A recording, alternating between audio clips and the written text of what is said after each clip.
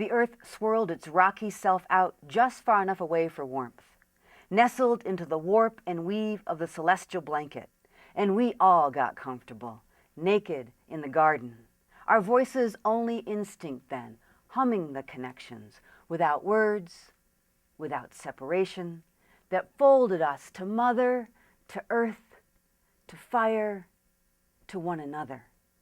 In the beginning was the Word. God spoke and we listened. Name the world.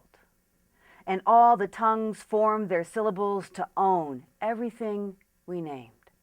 The garden grew discontent. Languages broke us into nations separated by the distrust of syllables, the rhetoric of politics and want. Knowledge grew from our mouths, and we left the anchored earth and the sky-woven blanket to fend for themselves.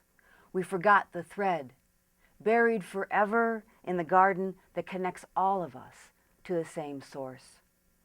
Beside my bed rests a collection of stories written by Native American women in the language of their enemy, my language. Their stories rise against the enemy tongue, their power of possession finally to speak the years of colonization and betrayal, years of silence and violence with the voice of the Anglo-Saxon ringing out rules, politics, and genocide. I harbor the kinetic history of a language I didn't choose, and my stories have become suspect.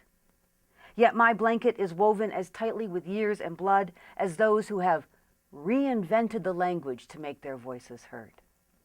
The connection is an unraveling thread to a center that needs mending. The tear in the blanket's weave has allowed the birds of torment to enter, flutter in our ears so we can't hear what God really said in his desire to give us something to bind us together. Instead, we have come apart at the seams.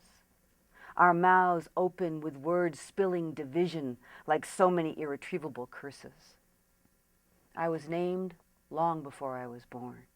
The genes of my pale skin betray the words that welcomed me into this world and sent others to their deaths or to their silence. See, we have pulled out the threads for their colors and ignored the pattern of our birth. Our forgetting is long and entangled with too many words for too many desires when we don't need those words. I am the enemy, a whisper like a drum on the hood of our manufactured lives. And I have no defense except my own whisper, the needle I carry, and the thread I've gathered.